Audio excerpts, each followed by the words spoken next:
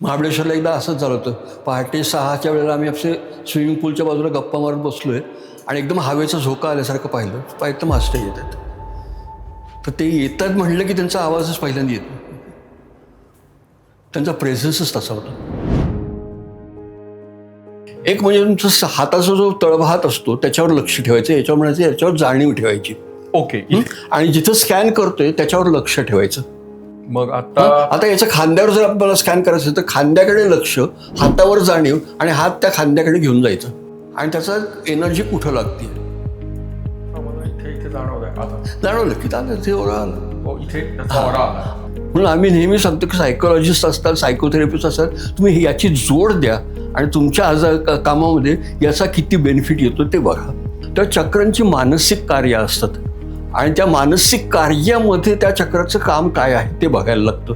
आणि तर त्याप्रमाणे जर चक्राला आपल्याला मॅन्युप्युलेट करता आलं तर आपल्याला पेशंटमध्ये बिहेवियर चेंजेस आणता येतात.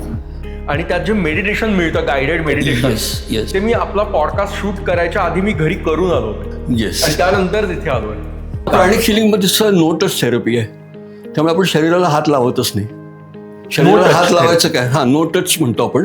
नो टच थेरपी आहे. त्यामुळे पेशंट समोर असो काय किंवा दुसऱ्या खोलीत असो काय किंवा दुसऱ्या देशात असो काय, आपण कुणावरही करू शकतो. तर मगाशी तुम्ही म्हणाला की आपल्या हातामध्ये ऊर्जा आहे. पण तुम्हाला मी सांगतो तो रील पाहून काही लोकांनी पैसे मिळालेत परत बरं का. अच्छा. मला क्लासमध्ये एक दोघांनी सांगितलं की तुमच्याप्रमाणे आम्ही करून पाहिलं, माझे गेलेले पैसे परत आलेलेत. ओके, आत्ताच समोर धरा आणि फक्त त्याला स्कॅन करून बघा उपचार शक्ती किती आहे त्याच्यात. वरपासून खालपर्यंत यात कुठं जाणवतं दिसत हातांमध्ये. व्हायलंट बिहेवियर त्याच्यात प्राणिक हिलिंगचं आहे. एन्झायटी आहे, वेगवेगळ्या प्रकारच्या एन्झायटीज आहेत. ग्रीफ आहे, व्हायलंट बिहेवियर आहे, ऑब्सेसिव्ह आणि कंपल्सिव्ह डिसऑर्डर असतो त्याचं एक आहे. कितीतरी याच्यामध्ये कामं आहेत. हे 5 तुम्ही जर केले तर या आयुष्यामध्ये तुमचं बकेट लिस्टमध्ये टाकून ठेवा, एवढंच करायचंय मला. मोक्षप्राप्ती एक प्रकार. आर्हॅटिक योगा अल्टिमेट आहे या जन्मासाठी. प्रेम कर केलंच पाहिजे प्रेम. बस मी समोर मला माया प्रेम कर असं नाही म्हटलं तर. परत भेटूयात सर. Yes. खूप सुंदर वाटलं मला. स्वतःची माझी ऊर्जा ऍक्च्युली वाढलेली वाढली. आणि माझा हे मागचा पण अनुभव होता. हे पॉडकास्ट नंतर तुमच्याशी बोलताना ऍक्च्युली ती ऊर्जा वाढलेली फील होते मला. आपला प्राणिक हिलिंगचा पॉडकास्ट बघितल्यावर पहिला अनेकांना हा प्रश्न पडला की नक्की प्राणिक हिलिंग म्हणजे काय आणि हे कोणी, म्हणजे तुम्ही जे म्हणतात मास्टर्स, मास्टरनी हे सांगितलं आम्हाला. मास्टर कोण आणि कोण होते? पण सगळ्यात चांगलं म्हणजे त्यांच्याकडनं मी कोर्सेस केले होते तर त्यांनी मला काही ना काहीतरी कामंही दिली होती. पण माझ्या दृष्टीने ते माझे आध्यात्मिक गुरु आहेत. आणि आध्यात्मिक गुरु असल्यामुळे दरवेळेला गुरु जे आहेत ते काही ना काहीतरी चेहरा बदलून येतात असं वाटतं. मला तर नाही वाटतं की हेच गुरु आहेत. अनेक जन्मांपासून माझ्याकडून यांचे संबंध असायलाच पाहिजेत. शनिवार रविवार लोकांना सुट्ट्या असतात, मी कामं करत असतो. याचं सर्टिफिकेट मिळतं. सर्टिफिकेट असतं प्रत्येकाचं, ग्लोबल सर्टिफिकेट आहे. आज तुम्ही केला कोर्स तर जगभरामध्ये सगळीकडे मान्यता आहे त्याला.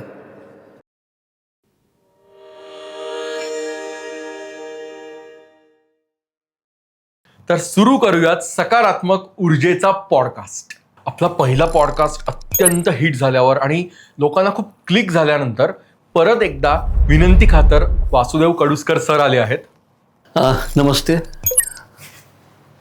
थोडक्यात सविस्तर या चॅनलमध्ये पुन्हा बोलवल्याबद्दल आभार. पॉडकास्टचा विषय तोच, प्राणिक हिलिंग, पण आता वरचा पार्ट म्हणजेच इमोशनल प्रॉब्लेम, स्ट्रेस जो आपला पिछा सोडत नाहीये, त्यावरती काय उपाय. आणि या अनुषंगाने अनेक गोष्टी, म्हणजे प्राणिक हिलिंग कोणी सुरू केलं, त्याच्या मागचा इतिहास काय आहे, सरांचा त्याचा कसा संबंध जुळला आहे, सर प्राणिक हिलिंगशी कसे जोडले गेले, याशिवाय मुळात ऊर्जा म्हणजे काय, आपल्याला जे आकाशात दिसत ना बघताना असे बारीक बारीक काहीतरी डॉट्स, ते म्हणजे काय, त्याचा प्राणिक हिलिंगशी काही संबंध आहे का, आपले चक्र फक्त 7 चक्र नसून आपल्या हातांमध्ये सुद्धा चक्र आहेत, आपल्या तळपायांमध्ये सुद्धा चक्र आहेत.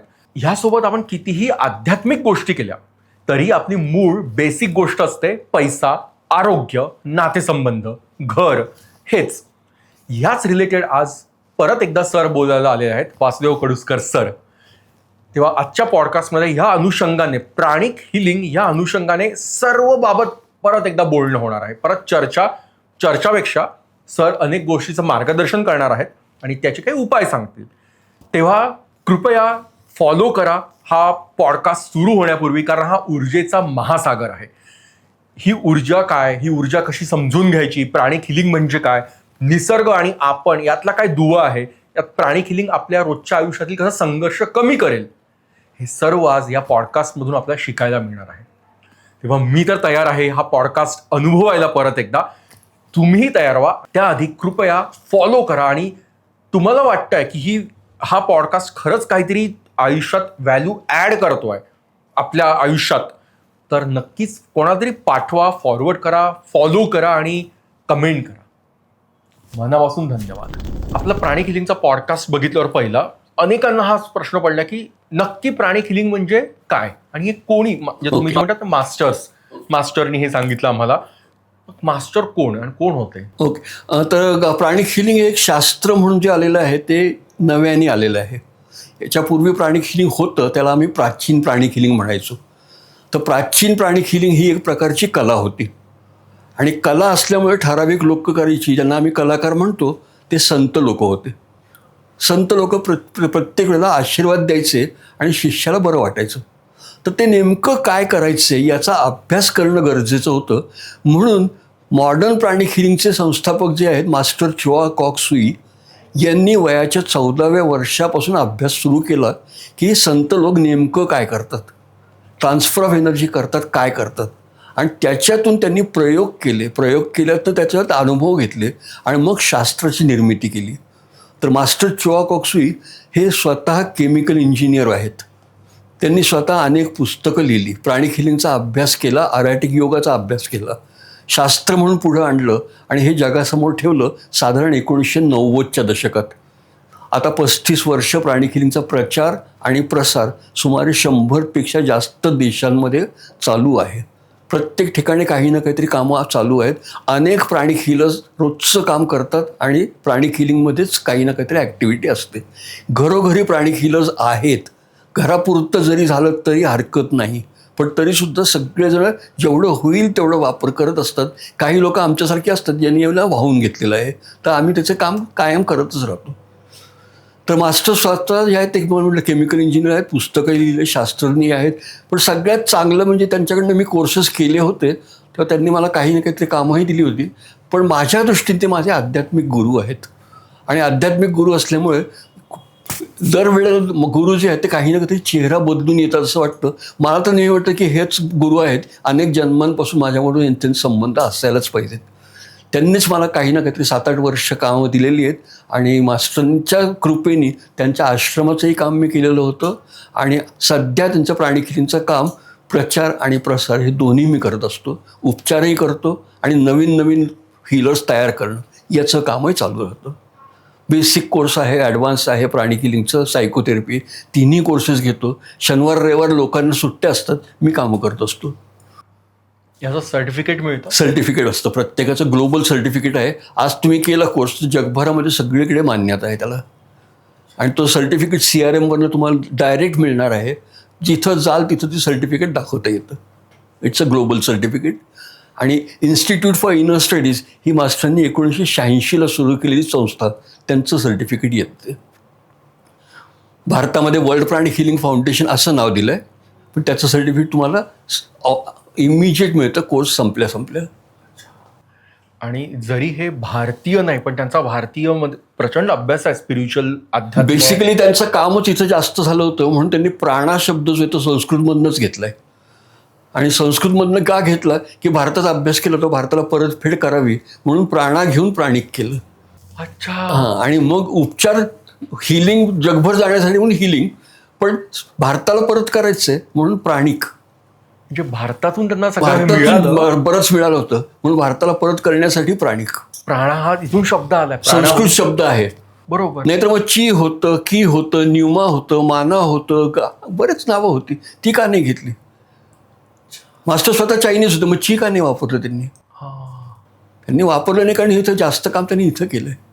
मास्टरांच्याबरोबर नेहमी साधू संतांचा एक जथ्था असायचा आणि ते देखील सांगायचे नेमकं काय चाललंय. प्रयोग त्यांचे चालायचे, जे प्रयोग पाहिलेला मी.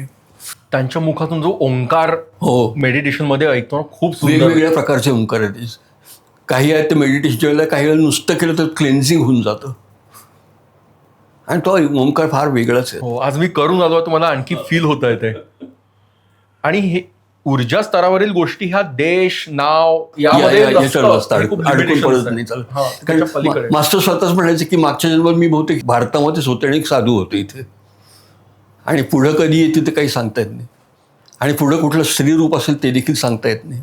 हा, शेवटी ते जे ठरवतील त्याप्रमाणे येतील. आपल्याकडे स्वामी समर्थांना स्त्री रूपात सुद्धा पूजलं जातं कुठे कुठे, आणि याच्यामध्ये सो कारण ते शरीर धारण ते शरीर केलेलं आहे. असतं. बस वरचं कव्हर आहे फक्त. बस मॅनिफेस्ट करण्यापुरतं वापर केला, बाकी काही नाहीये. साधन फक्त. बस व्हेकल, व्हेकल. वाहन. आज पहिल्यांदा ही माहिती मला पण माहित नव्हतं की त्यांनी भारतात काम केलं आहे इतकं. बरंच केलं. आणि भारतात ते नेहमी 2-2, 3 यायचे वर्षभरात. अच्छा. आणि आले की आम्ही त्यांच्याबरोबर राहायचो. कुठेही कुठे मागे फिरायचं, त्यांच्या मोठ्या मोठ्या ठिकाणी जायचे, माथेरानला जायचं, महाबळेश्वरला जायचे, बंगलोरला असायचे, मुंबईला असायचे, मेट्रोपॉलिटन सिटीजवर जायचे, आणि आश्रमातही जायचे. आश्रम जो आहे त्याचं काम त्यांनी बरंचसं स्वतःच केलेलं आहे. नावाला आर्किटेक्ट वेगळं आहे. मुळशीच्या जवळ आश्रम आहे, अच्छा. अर्हॅटिक योगा आश्रम. पण तिथं काम बरंचसं त्यांनीच सांगितलं की हे इथं असंच करा. आर्किटेक्ट नावापुरते वेगळे असतील, पण खिडकी त्यांनी तपासून पाहिली, आणि ते करताना आमच्याकडे फोटो जुने आठवतच. हिलिंग करताना पाहिलेलं. तो माणूस दाखवायचा नाही, पण त्याच्यामध्ये प्रचंड पॉवर होती, प्रेझन्स होता. एक आला ना की समोरून जरी आला तर आपल्याला धक्का बसल्यासारखांचा ओराचा फील यायचा मास्टरांचा. महाबळेश्वरला एकदा असंच झालं होतं. पहाटे 6च्या वेळेला आम्ही आपले स्विमिंग पूलच्या बाजूला गप्पा मारत बसलोय, आणि एकदम हवेचा झोका आल्यासारखं पाहिलं मास्टर येत आहेत. तर ते येतात म्हटलं की त्यांचा आवाजच पहिल्यांदा येतो. त्यांचा प्रेझन्सच तसा होता. तुम्ही मग अशी म्हणाल आपण जर शिर्डीला जात असेल तर ते आधीच थोडं ती ऊर्जा जाणवायला लागते. समुद्राची गाज आपल्याला थोडी आधीच ऐकवायला लागते, तो वारा जाणवायला लागतो.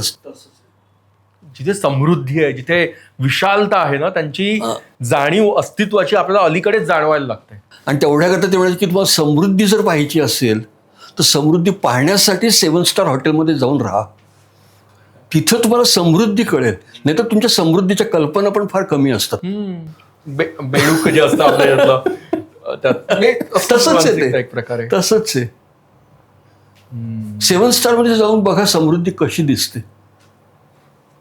जाणवते तिथे. नाही तर आमच्याकडे ₹1,00,000 पगार झाला की लगेच तो सुटापुटात फिरायला लागतो. काही फरक नाही. आणि गर्भश्रीमंत लोक त्यांना असं वरून देखावा नाही लागत. बरोबर. फेसबुकचा जो आहे मालक तो साधा ग्रे टी शर्ट, साधा टी शर्ट मध्ये असतो. सो ते दाखवत आवाज जास्त होतो ना कॉईन नाण्यांना, रिकाम्या भांड्यातल्या, आणि उथळ पाणी असतं. हा, आणि जे असतं ओरिजिनल सबस्टन्स ते शांत असतं. येस. 2020 वर्ष उजाडलं, आणि हे जे दशक सुरू झालंय त्यात सगळ्यात जास्त बोललं जातं मानसिक आजार, स्ट्रेस, इमोशनल ट्रॉमा, इन्सोमनिया म्हणजे झोप न लागणं, ओसीडी, ट्रॉमाज, म्हणजे जे पूर्वी होते ते कदाचित या दशकात आणखी म्हणजे सुपरफिशियल लेवलवरती आले असं म्हणता येईल. तर प्राणिक हिलिंग यात काय मदत करू शकते आपल्याला, आणि मुळात शारीरिक आजार आणि सायकोलॉजिकल डिसऑर्डर्स म्हणजे मानसिक आजार यात काय फरक आहे, अगदी बेसिक सांगायचं तर? वेळोवेळी आपण या विषयांवर बोलत राहतो. मानसिक आजार आणि शारीरिक आजार नेमका काय फरक येतो? तर एक साधा फरक असा आहे की शारीरिक आजार साधारणपणे बाहेरनं सुरू होतो. कुठल्याही प्रकारचे जर्म्स आहेत, बॅक्टेरिया आहे, ते शरीरात प्रवेश करतात आणि आजारपणाला सुरुवात होते. एखादा कधीतरी अपघात होऊ शकतो, हवेमध्ये काही ना काहीतरी वातावरण बदल होतो, खाण्यामध्ये काहीतरी बदल होतो, असं बाहेरनं येणारे कारणं असतील त्याच्यामुळे शारीरिक आजार होतो. पण मानसिक आजाराची सुरुवात जी आहे ती बाहेरनं न होता आतून होते. म्हणजे विचार करायला लागतो की शारीरिक काहीही त्रास नाही आहे तरीसुद्धा त्याला वाटायला लागतं की मला आज बरं वाटत नाही, मला काही ना काहीतरी चुकीचं वाटतंय, मला कुठंतरी दुःख वाटतंय. तर हे सगळं जे आहे हे आतून सुरू होतं, याला मानसिक आजार असं आपण म्हणतो. आणि जास्त करून आजार जे असतात त्या आतून सुरू होतात आणि मग शरीरावर मॅनिफेस्ट होतात. असं म्हटलं जातं की साधारण 80% आजार याची सुरुवात सायकोलॉजिकलच असते. आणि त्यामुळे याला आम्ही सायकोलॉजिकल न म्हणता सायकोसोमॅटिक असं म्हणतो की सायकोलॉजिकल आहे पण सोमॅटिक म्हणजे शरीरावर येणार आहे. तर आधी सायकोलॉजिकली आणि नंतर शरीरावर येतो त्याला म्हणायचं सायकोसोमॅटिक आजार. आणि या आजारांसाठी साधारण गोळ्या चालू शकत नाहीत म्हणून एक वेगळी ब्रँच सुरू होती. Psychiatrist, psychologist, counsellors, therapist, talking वेगवेगळे प्रकार आहेत. क्रिमिनॉलॉजिस्ट, सगळ्या प्रकारचे हे जे आहेत हे सगळ्यांची निर्मिती ह्याच्यातून झाली. मेंटल हेल्थ इश्यूज सुरुवातीला मान्य नव्हते. 100 वर्षांपूर्वी मेंटल हेल्थ हा प्रकार नाहीच आहे असं वाटायचं. आजार आहे तो शरीराला आहे, शरीराला आजार आहे तर गोळ्या द्या, औषधं द्या, इंजेक्शनं द्या. पण त्याच्यातून बरं होत नाही हे जेव्हा लक्षात यायला लागलं तेव्हा मग मेंटल हेल्थ आहे हे फ्रॉइड आल्यानंतर मान्य झालं. आणि मग हळूहळू त्याच्यामध्ये विकास होत गेला आणि मग आपल्याला सायकोलॉजिकल इलनेसेस हा सुरू झालेला आहे. तर हा मेन फरक आहे शारीरिक आजार आणि सायकोलॉजिकल. तर जास्त करून सायकोसोमॅटिक आजार हेच जास्त आहेत आता. कॅन्सर हे पण सायकोसोमॅटिक मध्ये येईल? नाही, कॅन्सरचे सेल्स जे असतात ते शरीरात तयार होतात आणि मग त्याचं मॅनिफेस्टेशन शरीरामध्ये आपोआप व्हायला लागतं. प्रत्येकाच्या शरीरामध्ये काही ना काहीतरी कॅन्सर सेल्स असतातच आणि ते काही ना कधीतरी त्रास द्यायला जेव्हा लागतील तेव्हा त्याचा कॅन्सरचा ग्रोथ सुरू होतो. एक्स्ट्रीम स्ट्रेसमुळे किंवा आणखी इतर रोग म्हणजे कॅन्सर बरीच कारणं असू शकतात, बरीच कारणं असू शकतात. पण कॅन्सर हा एक वेगळा शारीरिक म्हणलं शारीरिक कुठलेही आपण म्हणू शकतो. पण सायकोलॉजिकल इलनेस, मानसिक आजार, जसा आजकालच्या लोकांना ताण खूप आहे तर ताण असल्यामुळे कायम अलर्ट, 24 तास माणूस अलर्ट म्हणून असतो. रात्री झोप लागत नाहीये, खायला गेलं तर खायला जमत नाही, सतत अलर्ट, कायम अलर्ट म्हणून म्हणजे काय होईल, शरीराला काय नुकसान होईल हे नेहमी भीती वाटत असते. इनसिक्युरिटी असते. पुन्हा 2020 पासून सुरू केलं तर करोनाच्या वेळेपासून जे सुरू झालेलं आहे तो एक वेगळा पिरियड सुरू झालेला आहे. तिथून ट्रिगर जास्त ऑनलाईन कन्सेप्ट सुरू झालेला आहे. ऑनलाईनमध्ये ॲडजस्टमेंट होत आहेत की नाही. आता ChatGPT आलं आहे, AI आलेलं आहे, त्याच्यामुळे नवीन प्रॉब्लेम सुरू झाले. हे सगळे नव्याने येणाऱ्या गोष्टी आहेत आणि या सगळ्या मानसिक त्रास सुरू करतात आणि त्याच्यातून शारीरिक व्याधी होतात आणि त्याच्यावर आपल्याला विलास करायचा. तर प्राणिक हिलिंग याच्यासारखं काम नाही करत. सगळ्यात सुंदर काम प्राणिक हिलिंगमध्येच केलं जातं. सायकोलॉजिस्ट, सायकोथेरपिस्ट त्यांच्या दृष्टीने करतील पण जे काम प्राणिक हिलिंगमध्ये करता येतं ते त्या सगळ्यामध्ये कंबाईंडमध्ये पण होऊ शकत नाही. म्हणून आम्ही नेहमी सांगतो की सायकोलॉजिस्ट असतात, सायकोथेरपिस्ट असतात, तुम्ही याची जोड द्या आणि तुमच्या आजार कामामध्ये याचा किती बेनिफिट येतो ते बघा. म्हणजे प्राणिक हिलिंग हे कॅटलिस्ट सारखं काम करू शकतं. नक्की. म्हणजे त्यांचं ते बेस्ट ते करतातच आहे. तुमचं काम, तुमचं फील्ड वेगळं आहे. तुम्ही 4-4 वर्ष अभ्यास केलेले आहे, तो प्रचंड मोठं काम केलेलं आहे. पण काउन्सिलर्सला बेसिकली काय होतं की एक सेशन्स घ्यायला लागतं आणि मानसिक आजारांवर सेशन्स आवश्यक असतात. सेशन नंबर 1 आणि 2 टॉक थेरपी केव्हापासून सुरू झालं, काय सुरू झालं. तर सेशन्स घेताना त्याची वेळ वाढायला लागते कारण सायकोलॉजिस्टला कळायला लागतं नेमकं याचं रूट कॉज काय आहे. रूट कॉजपर्यंत जायला तो माणूस विचारात करतो भूतकाळात मागच्या महिन्यात काय झालं, 6 महिन्यापूर्वी काय झालं, वर्षापूर्वी काय झालं आणि गोंधळून जातो. त्यामुळे त्याला पुन्हा काही करता येत नाही. गोंधळून गेला की जाऊ दे आपण पुढच्या सेशनला बघू. बऱ्याचदा काय होतं की पेशंट जो आहे तो काउन्सिलरला आपलं सायकिक गार्बेज डंप करतो आणि आतली भडास काढतो तर त्याला बरं वाटेल पेशंटला पण जो काउन्सिलर आहे त्याला त्रास व्हायला लागतो. त्यांनी कितीही म्हणलं की मी प्रॅक्टिकली बघतो आहे तरी सुद्धा त्यांना होतो. सबकॉन्शियसली कुठेतरी ते गोळा केलं जातं आपोआप. गोळा केलं आणि त्याच्यासाठीच मास्टरने सांगितलंय की तुम्ही आधी प्राणिक हिलिंग थोडं अप्लाय करा मग तुम्हाला हा त्रास होणार नाहीये. म्हणजे एक प्रकारचं प्रोटेक्शन शिल्ड, ढाल म्हणून काम करेल. ते लागणारच नाही, त्याला तो भडास बाहेरच येणार नाही, इतकं छान काम केलं जातं. अच्छा, म्हणजे पेशंटची भडास बाहेर येईल हे ऍब्झॉर्ब करणार, हे ऍब्झॉर्ब पण नाही होणार, यांना त्रास पण नाही होणार. यांना म्हणजे सायकोलॉजिस्टला त्रास नाही होणार. आणि त्यांना आम्ही जे टेक्निक सांगणार आहोत की त्यांची सेशन्सची जी आता वेळ वाढत जाते ती आम्ही कमी करत जातो. अच्छा अच्छा. नॉर्मली यांचं 1-1 तासाचं सेशन असतं ते अर्ध्या तासामध्ये जर तुम्हाला हिलिंग सकट करता आलं आणि रिझल्ट आले तर तुम्हाला आनंद नाही होणार का? बरोबर आहे. कुठल्याही डॉक्टरला आपल्या पेशंटला लवकर बरं करायची इच्छा असते. हो. आणि तो पेशंट जितक्या लवकर बरा होईल तितकं डॉक्टरलाही आनंद होतो आणि डॉक्टरचं नावही सगळीकडे होतं. तर त्यावेळी त्याचा प्रयत्न तोच असतो की लवकरात लवकर बरं करायचं. मग प्राणिक हिलिंगची जोड घेऊन जर तुम्हाला कॉम्प्लिमेंटरी टेक्निक म्हणून वापरता आलं तर फायदा तुमचाच आहे. कॉम्प्लिमेंटरी टेक्निक हे महत्वाचं आहे. येस, कॉम्प्लिमेंटरी आहे. आम्ही तुमच्या ऐवजी नाही ऐवजी नाही, सबस्टिट्यूट ऑप्शन नाहीये, रिप्लेस म्हणून कोणाला करत नाहीये. तर इट इज कॉम्प्लिमेंटरी. तर तुमच्या असलेल्या शास्त्राला जोड म्हणून वापरा. You will find it very effective. म्हणजे एक प्रकारे विन विन सिच्युएशन आहे पेशंटसाठी पण आणि सायकोलॉजिस्ट सायकॅट्रिस्ट सगळ्यांसाठी चांगलं आहे. कारण आम्ही पाहिलं की ज्यांनी प्राणिक हिलिंग करून सायकॅट्रिस्टचा अभ्यास केलेला आहे त्यांचे पेशंट फार भराभरा बरे होतात आणि ते उड्या मारत सेशन्सला येतात की आम्हाला आता जायचं सायकोलॉजी सेशनला. 2 गोष्टी असतात की सायकोलॉजिस्टकडे जातो तर आपल्याकडे भारतामध्ये एक सोशल स्टिग्मा आहे की सायकोलॉजिस्टकडे जायला लागतं म्हणजे हा वेडा झाला. थोडा कमी झाला पण अजूनही आहे, पण आहे अजून तो. हां, US मध्ये, कॅनडामध्ये, युरोपमध्ये तुम्ही पाहाल तर काउन्सिलर्सकडे जाणं स्टँडर्डाइज आहे, काही त्याची विशेष वाटत नाही. पण इथं सोशल स्टिग्मा आहे आणि स्टिग्मा असल्यामुळे आम्ही फाईल पण लपवतो. कोणाला कळू नये, मला डॉक्टरांकडून कोण डॉक्टर आहेत, सायकोलॉजिस्टकडे जातोय कळू नये म्हणून प्रयत्न चालतो, फाईल लपवली जाते. त्यामुळे सायलन्स एक प्रकारचा स्टिग्मा आहे आणि हे सेशन वाढत जातात तसतसा खर्च वाढत जातो. या दोन्ही गोष्टींमुळे आज मानसिक आजार फार कॉस्टली होत चाललेले आहेत. खरं आहे. साध्या आजारांपेक्षा मानसिक आजारांना वेळ जास्त लागतो. कारण ही अशी आहेत. यातनं मार्ग काढण्यासाठी जर तुम्हाला जोड देता आला तर फार छान होईल. आणि प्राणिक हिलिंग ही याच्यासारखी जोड कुठंच नाही आहे. वाव. पण सोबत आता आपण जे म्हणतो की ट्रॉमाज किंवा इमोशनल प्रॉब्लेम्स, चाइल्डहुड ट्रॉमा, अँशियस ट्रॉमा जे असतात की पुरातन काळापासून आपल्याला काही धक्का बसलाय कुठल्याही प्रकारचा, तेव्हा एक साधं उदाहरण देतो मी. लहानपणी आपण स्विमिंग पूलच्या बाजूला उभा आहे, लहान मूल 7-8 वर्षाचं मूल असेल, पाठीवरनं कोणीतरी आलं आणि त्याला धक्का मारला आणि पाण्यात ढकललं. पाण्यात ढकललं म्हटलं नाकातोंडात पाणी गेलं. नाकातोंडात पाणी गेलं, एक मनात भीती बसली. त्या दिवसापासून पाण्याची भीती बसली, ती आजपर्यंत गेली नाही. ती त्यावेळेला भीती म्हणून होती, आजकाल त्याचा फोबिया झाला. आणि हा फोबिया जो आहे हा तुमच्या ऊर्जामध्ये, तुमच्या एनर्जी बॉडीमध्ये टिकून राहतो आणि तो जोपर्यंत काढत नाही तोपर्यंत तुम्हाला काहीच करता येत नाही. तू ऊर्जा शोषून घेत असेल एक प्रकारे ते लक्षात राहतं. शरीर जे आहे ना ते सगळ्या गोष्टी लक्षात ठेवतं. जे जे होतं ते सगळे लक्षात ठेवलं जातं. The body keeps the score.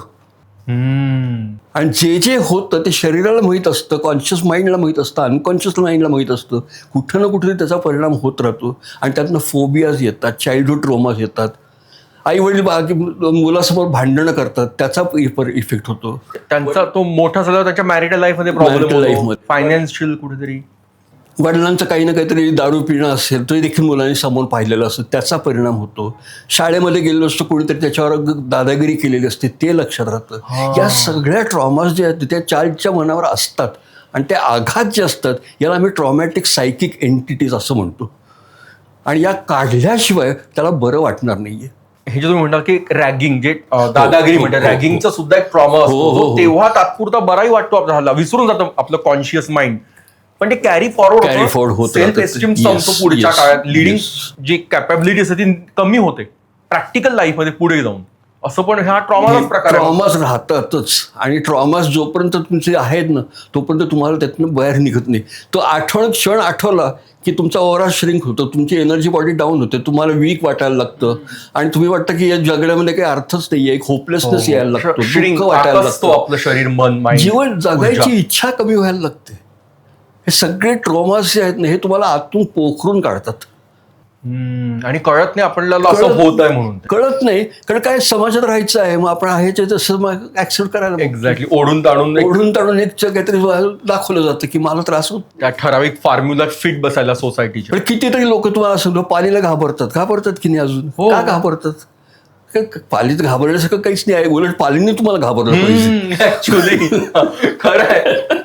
ती केवढी छोटीशी, तुम्ही 6.5 फूट लोक आपण, पण स्टील आपण घाबरतो. तरी सुद्धा होतं आपलं काहीतरी ट्रिगर होतं माइंडच्या आत जे आपल्याला माहित पण नसतं. तर ते एनर्जी लेव्हल आपल्याला काम करायचं असतं.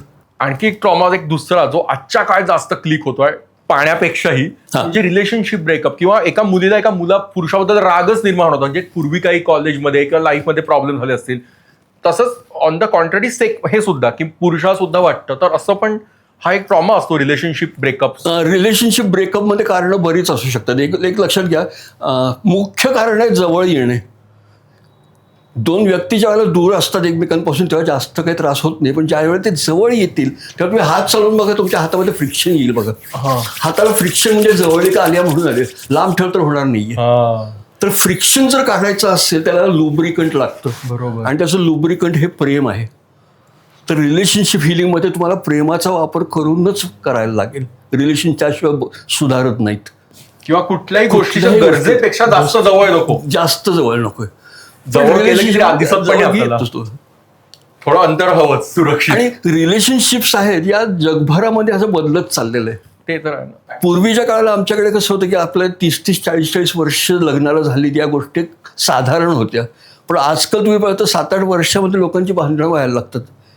प्रेम आटून जात नाही का काय काय माहित नाही, पण तरी सुद्धा त्यांना बदलावं असं वाटतं. आजूबाजूला इतकं वाढलंय ना, म्हणजे डिजिटली सगळ्याच बाबतीत, तर ते इतके कदाचित रेज वाढल्या की ती आतलं सगळं शोषून घेतलं जात आहे. तो जो ओलावा असतो, एक आर्जव, जे काही असतं गोडवा असतो ना, कदाचित तो कमी होतोय. येस. आणि ते आपल्याला कॉम्पेन्सेट करायला इतर गोष्टीत आपण जास्त ओव्हर इन्व्हॉल्ड होतोय मे बी अशी. आणि नातेसंबंधात सुधारणा करायची असेल तर एकमेकांना कुठे ना कुठेतरी सोडून द्यायला लागतं. ती वृत्ती राहिलेली नाहीये. सोडून द्या किंवा समजून घ्या हा प्रकार आता नाहीये. आणि आजकाल असं की माझं तेच खरं आहे, त्यामुळे तुझं पद पटत नाही तर तू आणि मी वेगळं व्हायलाच पाहिजे. आधी एक तर जवळ यायला तयार नसतात, अलीकडे कमिटमेंट नकोयत. आणि कमिटमेंट नसल्यामुळे जे आहेत ते इंडिपेंडंट बघतात. पुढं चालून हे लोक करणार काय? माय लाईफ माय रूल्स जे सुरू आहे सध्या ते त्याच्याचमुळे नकारात्मक. आणि त्याच्यानं मग पुढे मला कमिटमेंट कुठलंच करायचं नाहीये. त्यामुळे मी ना लग्न करणार ना मी काही नवीन रिलेशनशिप काय असते टिकणार आहेत का या गोष्टी? म्हणजे सगळं उथळ जे तसंच उथळपणा वाढलाय काही वर्षांपासून. तर त्याच्यामुळे समाजामध्ये हा त्रास येणारच आहे. सो प्राणिक हिलिंग यामध्ये आपल्याला सगळ्या बाबतीत एक कॉम्प्लिमेंटरी किंवा तुम्हाला एक मदत करणारी एक ऊर्जा सोबत असली, रिलेशनशिप हिलिंग मध्ये खूप काम करतो, जे लुब्रिकंट म्हणून काम करू शकते. जे घर्षण सुरू आहे सगळीकडे, नातं असो, फायनान्स असो, नोकरी, काम, बिझनेस, स्वतःशी असले कॉन्फ्लिक्ट्स, घर्षण, त्याला एक प्रकारे त्याचं म्हणता येईल आपल्याला. डेफिनेट त्याचा परिणाम होणार आहे. प्राणिक हिलिंगच तुम्हाला मदत करेल. म्हणजे आयुष्य सुरळीत करायला मदत तरी होईल, किमान संघर्ष कमी होईल. आता आपण सायकोसोमॅटिक, तुम्ही हा शब्द वापरला. काही वर्षांपूर्वी मी स्किन स्पेशलिस्टकडे गेलो होतो, तर मला असं काहीतरी खाजवत होतं तिथे, त्याचं काळपट सारखं वाटलं होतं म्हणजे पायाला. तर त्याने सांगितलं मला की हा सायकोसोमॅटिक आजार आहे, की स्ट्रेसमध्ये आहे का म्हणे, सतत ओव्हर थिंकिंग वाढल्या का. आणि मला ते काही दिवसांत म्हणजे सुरू होतं आणि त्याचा परिणाम मला धक्कादायक होतं. मला असं काही असतं हेही माहीत नव्हतं तोवर. सो ते काही असतं का? बेसिकली कसं असतं, तुमच्या शरीरावर इंटरनल ऑर्गन्स जे आहेत ते सगळं कंट्रोल करतात. आता लिव्हरचा कंट्रोल जो आहे तो संपूर्ण स्किनवर आहे. आणि लिव्हरला इफेक्ट का होतो, तसं इमोशन्स काही झालं तर इमोशन्सच्या मध्ये लिव्हरचा प्रॉब्लेम आलेला असतो. आणि इमोशन्स कंट्रोल करायला कुठलं करणार, तर मणिपूर चक्र. अच्छा. कधीही तुमची वादावादी होऊ देत, भांडणं होऊ देत, वाद होऊ देत, मणिपूर चक्र इफेक्ट होतो. त्याचा परिणाम लिव्हरवर, लिव्हरचा परिणाम जिथं वीकनेस आहे तिथं होणार. शरीर जिथं अशक्त असेल तिथून बाहेर पडणार. अच्छा. बॅक सोलर प्लेक्ससमध्ये एनर्जी गेली, वीक होतंय. किडनीजमध्ये परिणाम केला, शुगर वाढते. लिव्हरमध्ये गेलं, लिव्हरचे प्रॉब्लेम. पँक्रियासमध्ये गेलं, पँक्रियासचे प्रॉब्लेम. लंग्समध्ये गेलं, लंग्सचे प्रॉब्लेम. सायकोलॉजिकल सुरुवात, सोमॅटिक इश्यूज. सुरुवात सायकोलॉजिकल आणि मग दिसणार सायकोसोमॅटिक. आणि मी स्वतः प्राणिक हिलिंग जेव्हा तुमच्याकडून शिकलो तेव्हा तर ऍक्च्युअली मी ते करायला लागलो. आपला रोजचा अभ्यास ते खरोखर कमी होऊन जातं ते. अदरवाईज तात्पुरतं थोडंसं वाटायचं असं मला. स्ट्रेस आला की ते तिथे इचिंग व्हायचं आणि ते निघून गेलं कम्प्लिटली. आणि बेसिकली लक्षात ठेवा, चक्राचे जो आपण सुरुवातीला अभ्यास केलेला आहे तो चक्राचं फिजिओलॉजिकल फंक्शन्स हे बघितले होते आपण. बरोबर. की अमुक चक्र आहे, याला कुठल्या एरियामध्ये काम करायचं असतं, इथं बिघडलं तर काय काय होऊ शकतं, कुठल्या प्रकारचे आजार होऊ शकतात, हे आपण थोडक्यात पाहिलं होतं. जेव्हा आपण मानसिक आजारांवर पाहतो तेव्हा चक्रांची मानसिक कार्य असतात. आणि त्या मानसिक कार्यामध्ये त्या चक्राचं काम काय आहे ते बघायला लागतं. आणि तर त्याप्रमाणे जर चक्राला आपल्याला मॅन्युप्युलेट करता आलं तर आपल्याला पेशंटमध्ये बिहेवियर चेंजेस आणता येतात. आणि हे करण्यासाठी प्राणिक हिलिंगचा कोर्स सायकोथेरपीचा जो आहे तो अत्यंत महत्त्वाचा आहे. खूप सुंदर कोर्स आहे. खूप सुंदर कोर्स आहे, त्याच्यासारखा कोर्स नाही आहे. अगदी. आणि त्यात जे मेडिटेशन मिळतं, गायडेड मेडिटेशन, येस ते मी आपला पॉडकास्ट शूट करायच्या आधी मी घरी करून आलो होते येस. आणि त्यानंतर तिथे आलोय. तो एक एनर्जी येते त्यातनं. आणि त्याच्याने एक मनामध्ये शांतता पण येऊन जाते. अगदी. जे काही मनामध्ये वरखाली विचार चालले असतील ते देखील शांत होतात आणि तुम्हाला खूप छान वाटतं. अलाइनमेंट होते. तर चक्रल मेडिटेशन जे तुम्हाला सायकोथेरपी दिले, दॅट्स अ ब्युटिफुल मेडिटेशन. तुम्हाला सायकोलॉजिकली कधीही जर डिस्टर्ब वाटलं ते कधीही करा. त्यातलं म्युझिक सुद्धा फार आवडतं. येस. ते म्युझिक असं टच करतं आतमध्ये आणि ते संपतं meditation. I feel so good always yes. की तो एंड झालाय आणि मग त्यात आपण जे बाहेर येतो एक प्रकारचं दुसऱ्या ऐकत जातो. सिक्रेट पण सांगतो, ट्विन हार्ट मेडिटेशन जो करतो त्याच्यात थोडंसं वेट लॉस पण होत असतं बरं का. अच्छा, गरज आहे मला सध्या. थोडंसं वेट लॉस पण होत असतं प्रत्येक मेडिटेशनला. तर तुम्ही जितकं मेडिटेशन करत जाल तितकं हळूहळू तुमचा वेट लॉस होऊ शकतो. You can try it out. गरज आहे. आणि हे मी वेट लॉस आहेत आणि केस काळे होतात हे मी ऐकलंय आणि हे तुमचा पण अनुभव घेतलाय की सरांचे पण केस काळे झाले होते असं मी ऐकलंय. नाही, माझे केस सुरुवातीला तेवढे तसे नव्हते होते, माझ्या देखील पांढरे होते. पण मला वाटायचं की थोडे केस पांढरे असले तर लोक आपल्याला काहीतरी सिनियर समजतात, सिरियसली घेतील. हा. पण नंतर लक्षात आलं की काही कोणी आपल्याला लक्ष देत नाही, मग आपण काळे ठेवलेले चालतात. अच्छा. त्यामुळे मग ते काळे आपोआप होत गेले. जसं पॉवर, मेडिटेशनची पॉवर होत गेली. तर एक मेडिटेशनला तो दुसरा इफेक्ट आहे जो मी आत्ता तुम्हाला एक सांगितलं वेट लॉसचा आहे. दुसरा इफेक्ट आहे अँटी एजिंग आहे. Anti ageing. हां, अँटी एजिंग. तुम्ही जितकं मेडिटेशन चांगलं करत जाल आणि जास्त वेळ कराल, जितकं कराल, अख्खा मेडिटेशनच्या आहारी जाऊ नका, पण रोजचं एक जरी मेडिटेशन केलं तर you will live longer, you will look younger. Longer पेक्षा यंगर फार महत्वाचं आहे आजच्या काळात. कॉस्मेटॉलॉजिस्ट. दोन्ही गोष्टी होऊ दोन्ही शकतात. गोष्टी, दोन्ही गोष्टी होऊ शकतात. तर it's an anti ageing technique. म्हणजे वया. तर आम्ही ज्यावेळेला म्हणतो की 60 किंवा 70 हे करंट मिडल एज म्हणतो आम्ही. हा, 60 आणि 70 हे आता सध्या मिडल एज आहे. कारण बघा ना, 70च्या नंतरच मोदी पंतप्रधान झाले ना. हो, 70च्या थोडं कधी झाले? 70च्या पुढेच झालेत. फॉर्च्यून 500 कंपनीजचे सीईओ बघा, सगळे 70च्या पुढे असतात. जितकं तुमचं वय जास्त आहे तितकं तुम्हाला जास्त मानलं जाईल. आणि 60 आणि 70 तुमचं मिड लाईफ आहे. आणि 60-70 ओलांडल्यानंतर तुमचं आता आयुष्य सुरू होतंय तर 80-90-100 फार जवळच्या टप्प्यात आलेलं आहे. वा, एकदम पॉझिटिव्ह वाटतं ऐकूनच. अँटी एजिंग म्हणजे वय, तुमचं शारीरिक वय किती असो पण त्यापेक्षा तुम्ही कमी दिसाल, तरुण दिसाल. पण जर तुम्ही शरीर मेंटेन तसं जरी ठेवलं तरी तुमचं शरीरात आतून बाहेरून सगळीकडनं तुम्ही छान ठेवू शकाल. Basically age just becomes a number. वय फक्त आकडा राहतो. आणि पण बायोलॉजिकली तुम्ही आतून व्यवस्थित राहिलात ना तर त्याच नथिंग कॅन गो रॉंग. तुमचं ऑर्गॅझम जे इट्स अ सेल्फ रिकव्हरिंग मेकॅनिझम. काहीही होऊ नये, शरीर आपण बरं व्हायचा प्रयत्न करतं. फक्त मनाने तुम्ही राहायला पाहिजे. तुम्हाला व्हायचं आहे एवढं ठरवा, यू विल डेफिनेटली सर्वाईव्ह. आज कमिट करा की मला 100 गाठायची, तुम्ही बघा गाठता की नाही. वाव.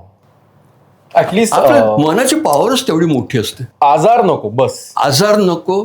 आणि शेवटपर्यंत आपल्याला निरोगी राहायला पाहिजे, हसले राहायला पाहिजे. गेला त्या दिवशी आदल्या म्हणतो, अरे काल तर भेटले होते संध्याकाळी, इतकं छान वाटलं पाहिजे. कॉम्प्लिमेंट आहे गेलेल्या व्यक्तीसाठी. गेलेल्या व्यक्तीसाठी असतं खरं तर. तसं असायला पाहिजे. त्यामुळे लिव्ह लॉंगर, मी म्हणतो live longer, look younger and feel younger. आणि तुम्ही म्हणाल की बायोलॉजिकल आजार न झाले तर हे सगळं होतं, पण बायोलॉजिकल आजार कधी होतात जेव्हा आतून आपण स्वच्छ. आजारपणं ही सगळी प्रिव्हेंटेबल असतात. तुम्ही निरोगी राहण्यासाठी फार करायला लागत नाही, फक्त स्वतःची काळजी घ्या. एक लक्षात घ्या, आम्ही नेहमी नुसतं लहानपणापासून ऐकत आलो की आजारणार आम्ही तुझी लेकरी, मी तू सर्वांचा पिता, असं मी म्हणतोय. तर आपण जर परमेश्वराची लेकरं असू तर आपल्यामध्ये परमेश्वराचा अंश आहे ना.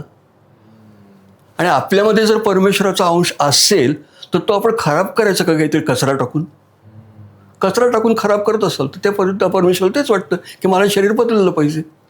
आपण ज्यावेळेला तुम्ही त्याचं मेंटेनन्स ठेवता आणि चांगलं ठेवता तेव्हा तुम्हाला 100 ओलांडायला देतं ते. डेफिनेटली जाल पुढे तुम्ही. आणि समृद्ध राहा, आनंदी राहा. बेसिकली तुम्हाला हॅपीनेस पाहिजे. आणि आनंदी राहण्यासाठी प्राणिक हिलिंग मदत करतं. प्राणिक हिलिंग सगळ्यामध्येच मदत करणार आहे. समृद्धीमध्ये आहे, निरोगीमध्ये आहे, दीर्घायुष्यामध्ये पण आहे. तुमची चक्र जितकी मजबूत असते तितकी तुम्ही ताठ पण चालू शकता, जास्त वर्ष चालू शकता. आत्मविश्वास, सेल्फ एस्टीम आणि स्वतःला एक अलाइनमेंट Exactly. इमोशनल स्तरावरती, ती प्राणिक हिलिंगने येते. लक्षात. हीच महत्वाची आजच्या काळात. येस. समजा कोणता पेशंट येतो किंवा कुठली एक व्यक्ती येते एखादी अडचण घेऊन, मग आपण म्हणजे प्राणिक हिलर त्यावर मग काय चक्रावरती काम करतो, ऊर्जा शरीरावर काम करतं, की फक्त शारीरिक गोष्टीवरती काम प्राणिक करतं? हिलिंगमध्ये नो टच थेरपी आहे. त्यामुळे आपण शरीराला हात लावतच नाही. शरीराला touch हात therapy. लावायचं काय, नो टच म्हणतो आपण. नो टच थेरपी आहे. त्यामुळे पेशंट समोर असो काय किंवा दुसऱ्या खोलीत असो काय किंवा दुसऱ्या देशात असो काय, आपण कुणावरही करू शकतो आणि स्वतःला पण करता येईल. बेसिकली आम्ही शरीराला हात का लावत नाही, तर आम्ही ऊर्जेच्या स्तरावर काम करतोय आणि तुमच्या शरीरामध्ये जी ऊर्जा आहे त्यालाच मॅनिप्युलेट केल्यावर तुम्हाला बरं वाटतं. तुमच्या शरीरातली ऊर्जा खराब आहे तर तुम्ही आजारी आहात. तुमच्या शरीरातली ऊर्जा सुधारली तर तुम्ही चांगले होऊन जातात. ऊर्जा आहे म्हणजे सगळं जग ऊर्जा आहे. आणि हे म्हणजे आता आपल्याला हे याबद्दल थोडी जागरूकता, अवेअरनेस वाढलाय. येस. म्हणजे पुस्तक आहे सिक्रेट नावाचं पुस्तक, सगळ्यांना माहिती आहे, Secret रोंडा आहे. बायरन. आहे. त्यांनी त्यात सांगितलं पहिल्यांदा की प्रत्येक गोष्ट ही ऊर्जा आहे. म्हणजे आपण Everything is energy. माईक जरी बघितला मायक्रोस्कोप मध्ये Yes. तरी ती ऊर्जा दिसेल. सगळे एनर्जी बिईंग्स आहेत. Everything is energy. हा, आणि त्याच्या पुस्तकानंतर मी काही पुस्तकं वाचली, ऑटोबायोग्राफी ऑफ योगी, हा. त्यात सुद्धा हेच सांगितलंय. म्हणजे थोडं वेस्टर्न कल्चर झालं, स्पिरिच्युअल झालं, आणि जेव्हा मी ग्रंथ आहे आपलं धार्मिक काइंड ऑफ श्रीपाद श्री वल्लभाचं चरित्रामृत, त्यात सुद्धा हेच सांगितलं की सगळी ऊर्जा मेन असते. ऊर्जा ऊर्जा ऊर्जा, नंतर ते फिजिकल दिसतं. एक्झॅक्टली. आणि प्राणिक हिलिंग म्हणजे कुठेतरी या ऊर्जेशी संलग्न संबंध क्रिएट करतो. लक्षात ठेवा, हवेवर राज्य करेल तो स्वर्ग असतो की नाही. तर प्राणिक हिलिंग हे हवेवर राज्य करणारच शास्त्र आहे. तर तुम्ही स्वर्गावर राज्य करता असा विचार करा. It's a totally different experience. की एनर्जी तुमच्यामध्ये आहे, तुमच्या चक्रांमध्ये आहे, पण त्याचा वापर करून तुम्ही स्वतः करता करू शकता, दुसऱ्यांकरता करू शकता, जगाकरता करू शकता. Your hands can help. म्हणून मास्टरनी एक सांगितलं होतं की कधीही तुम्हाला जे निवडून आणलेलं आहे असं समजू नका की तुम्ही आपण आलेले आहात प्राणिक हिलिंगमध्ये. तुम्हाला निवडून आणलेलं आहे. आणि तुम्ही जर आलेले असाल, निवडलेले असाल, तर तुम्हाला काही ना काहीतरी काम करायचं आहे. आणि ते काम असं आहे, you have to heal the sick, you have to feed the hungry, you have to mend the poor.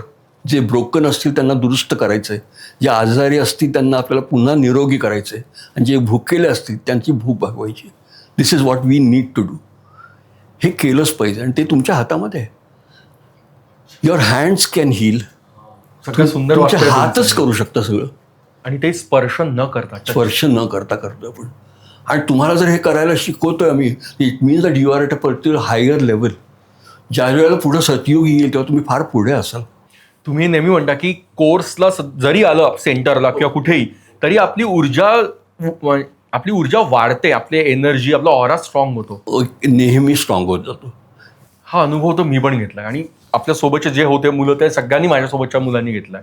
Like qualities will always attract each other, unlike will always repel.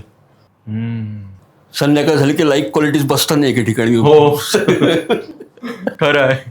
हां. हे खरं आहे. तर सगळे एकत्रच आहेत ना. Birds of the same feather will always flock together. Spiritual लोक बरोबर त्याच सगळे ठिकाणी येतात. काही डिवोशनल असतात ते डिवोशनल सगळे एकत्र येऊन जातात. बरोबर आहे. प्रत्येक जण आपापला निश बघतो. Like attract like. Like attract like.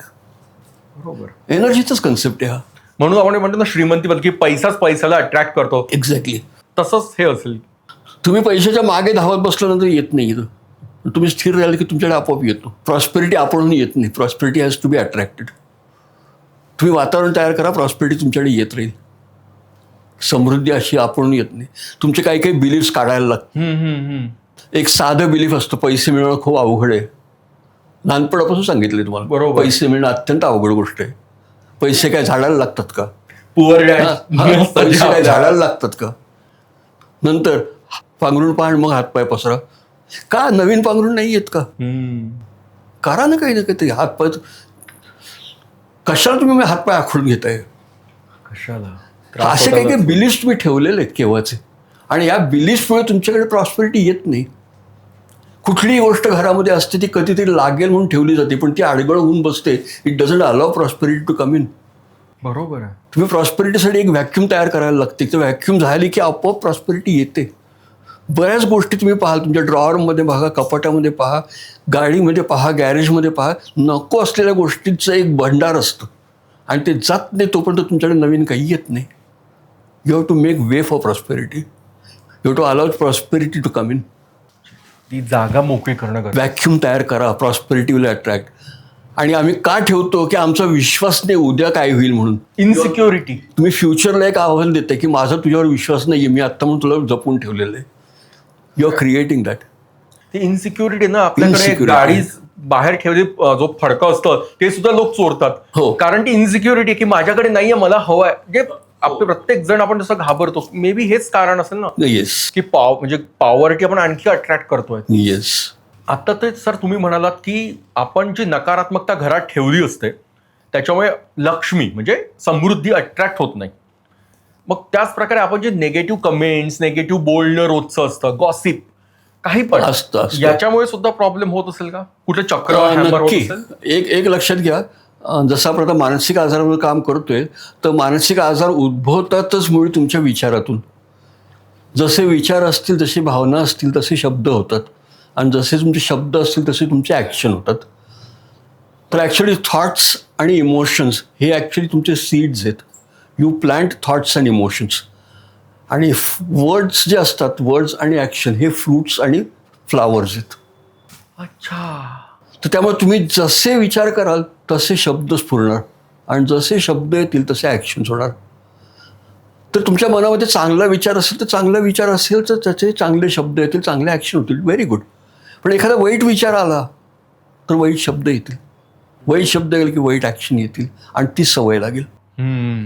आणि त्याच्यातून मग काय व्हायला लागते की घरामध्ये नकारात्मकता वाढायला लागते. चांगलं करत असाल तोपर्यंत काही वाटत नाही, पण ज्यावेळेला तुमच्यातनं वाईट यायला लागतं, लक्षात येत पण नाही, पण तो वाईट पसरत जातं, आणि वाईट पसरायला वेळ नाही लागत.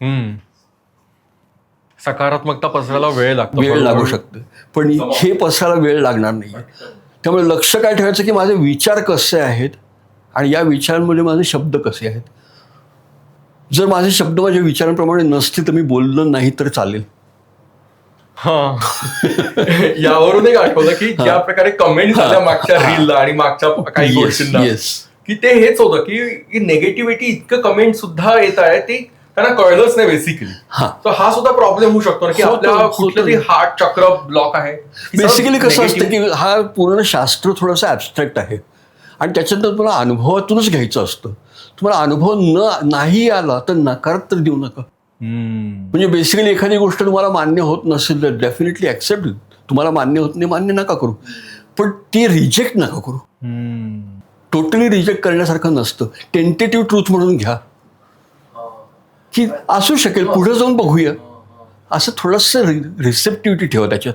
आणि काही वेळेस आपल्या 5 इंद्रियांच्या पलीकडे काही गोष्टी असतात ज्या फक्त आपल्याला फील करता येतात, आणि इलाजच नाही. तुमचं आयुष्यच तुमच्या विचारांभोवती, तुमच्या शब्दांभोवती, तुमच्या ॲक्शनभोवती आहे. तर your thoughts, your words, your action, these are your karmas. आणि ह्याच्यातनंच तुम्हाला जे लागले हे जर चांगले करत गेलं तर दॅट बिकम्स युअर हॅबिट. हे चांगलं करत गेलं सवय होऊन जाते. चांगलं करत गेलं तर इट बिकम्स युअर कॅरेक्टर. चांगलं करत गेलं तर इट बिकम्स युअर डेस्टिनी. तुम्ही तुमचं फ्युचर तयार करताय आत्ता तुमच्या विचारातून. त्यामुळे आत्ता तुम्ही काय विचार करता याच्यावर लक्ष द्या. आधी विचार करा, नंतर बोला. आधी बोलाल तर चुकू शकेल. आज हे जे तुम्ही म्हणणं बोलण्याचं, आजकाल संवाद तर कमी झालं, प्रत्यक्ष 1 to 1 सगळ्यात असा संवाद असतो सोशल मीडियावरती जे कमेंट्स आपण करतो. हा एक संवाद असतो एक प्रकारे, किंवा शेअर करतो हा एक संवाद असतो. तो तुमची पर्सनॅलिटी पण दाखवतो. तर आपल्या जे खूप काही प्रचंड कमेंट्स आल्या त्यांना ते कळलंच नाही की प्राणिक हिलिंग मध्ये इथे चक्र असतात. आपल्या जे वॉलेट तुम्ही सांगितलं मला हे करायला, चेक स्कॅन फील करायला. तर मगाशी तुम्ही म्हणाला की आपल्या हातामध्ये ऊर्जा आहे. पण तुम्हाला मी सांगतो तो रील पाहून काही लोकांनी पैसे मिळालेत परत, बरं का. अच्छा. मला क्लासमध्ये एक दोघांनी सांगितलं की तुमच्याप्रमाणे आम्ही करून पाहिलं, माझे गेलेले पैसे परत आलेलेत. आणि साधे नव्हते, 25,000 रुपये. क्लास करून त्या मॅडम घरी गेल्या, म्हटलं की मग सोडून दिलेले पैसे मला फोन आला आणि परत आलेत. त्यामुळे काही गोष्टी चांगल्या होऊ शकतात. You have to just have faith. श्रद्धा ठेवा. आणि तुम्ही जे म्हणाल की आपले हात प्राणिक हिलिंगमध्ये ऊर्जा देतात, हील करतात, उपचार करतात. Hands can heal, hands can help. म्हणजे आपल्या हातात हे चक्र असतं, चक्र असतं.